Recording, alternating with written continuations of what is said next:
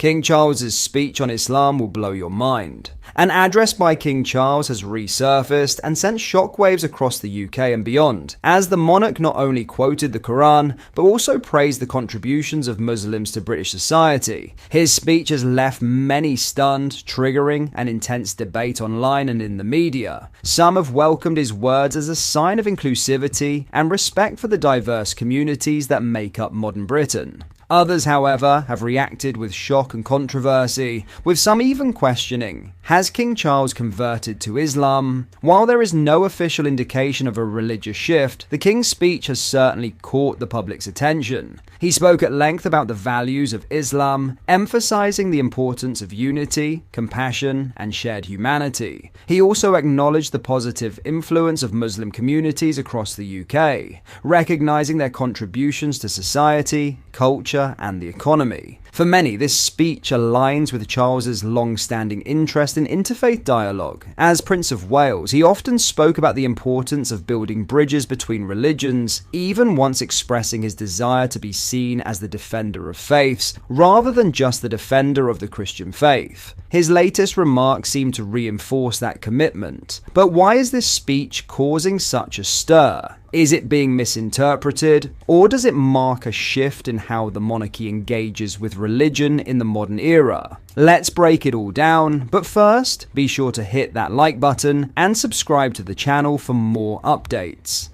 Just a quick one to say we have new Liber t-shirts available on our website. You can check the link in the description or go to BritishStand.com. Now, have a watch of this. As the Quran says, God does not burden any soul with more than it can bear. We hope that you have a blessed and fulfilling Ramadan. Peace be upon you all. Ramadan Mubarak. As Muslims across the United Kingdom and the Commonwealth observe the beginning of the holiest of months in the Islamic calendar, the month of Ramadan, I just wanted to convey my heartfelt best wishes to you all, and to tell you just how much my wife and I are thinking of you at this special time of year. This would have been a joyous time. Mosques would be filling with life, Muslim families would be coming together to share food and prayers, and many of them would be inviting their neighbours and friends, of all faiths and none, to join them. My wife and I can only offer you all our kindest and most special wishes, and stress just how greatly the contribution of Muslims to the life of the United Kingdom is appreciated and valued, embodying the Ramadan spirit of charity and selflessness.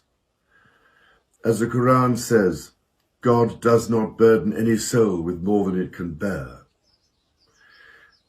We hope that you have a blessed and fulfilling Ramadan. Peace be upon you all. This is how people reacted. This user said, he sold out his soul and the country. Did he say anything about the beginning of Lent and the holy period leading up to Lent? Did he mention Christ's suffering for us? Did he mention the Bible the Queen would be turning in her grave? At the way he is using his position as head of the church and head of state to forget Christ and sell his country to Satan.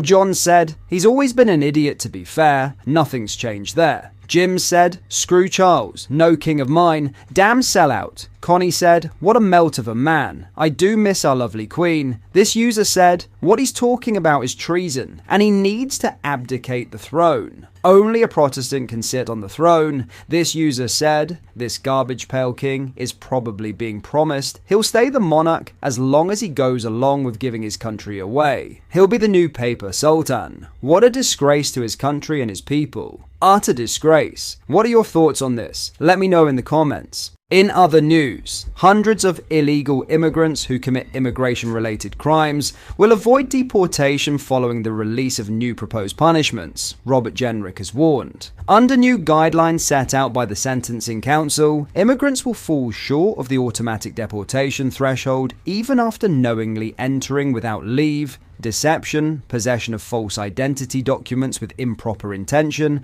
and possession of false identity documents without reasonable excuse. Research conducted by the Shadow Justice Secretary showed the number of criminals sentenced for such offences stood at 120 between June 2022 and December 2022, potentially letting hundreds of offenders off the hook. In its new guidelines, the Sentencing Council also included first offences as a mitigating factor, with jail time being slashed for a range of immigration-related offences. The Quango's starting points for sentences falls below the cut-off point of 12 months in prison, which is the threshold for migrants to automatically face deportation. Custodial sentences could also fall well short of the punishment set out under the Nationality and Borders Act. The Sentencing Council's custody range of 10 to 16 years for people smuggling is significantly lower than the life imprisonment sentence included in the Nationality and Borders Act for facilitating entry to the UK. Responding to the guidance, Shadow Justice Secretary Robert Jenrick warned the proposals would blow a hole in Britain's border controls. He said, "The guidelines the Sentencing Council have drafted will blow a hole in border enforcement. Yet again, they are acting in a way that disregards Parliament's will.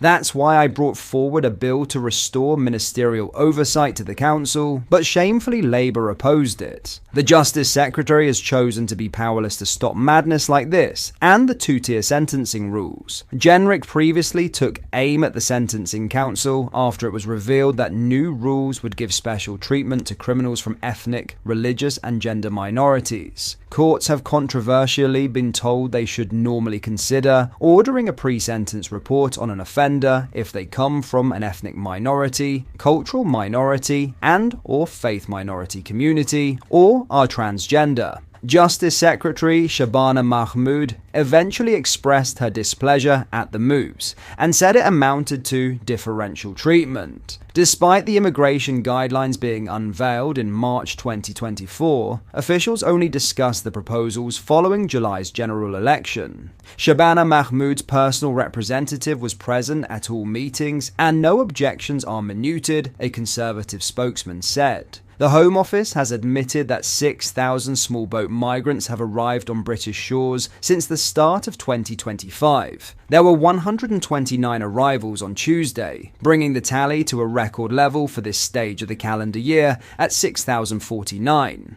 Despite Sir Keir Starmer pledging to smash the gangs, it has also been revealed that more than 30,000 small boat migrants have completed the perilous 21-mile journey since Labour came to power. A Sentencing Council spokesman said, "These are draft guidelines which have not yet been published as definitive guidelines. As with all our guidelines, they must follow legislation set by Parliament. When drafting guidelines, the Council sets sentencing levels having regard to current sentencing practice as required by statute, and generally the Council's aim when producing sentencing guidelines is to maintain current levels of sentencing. This approach was taken when producing the draft immigration guidelines. The guidelines as a whole are designed to cover the full range of offending from the least to the most serious, while leaving headroom for the very most extreme offences. Judges and magistrates can sentence outside guidelines if they feel it is in the interests of justice to do so." What are your thoughts on what we discussed in today's video? Let me know down in the comment section below. If you've not yet already, make sure you do drop a like on this video and subscribe to the channel for more British content. Thank you, take care, goodbye.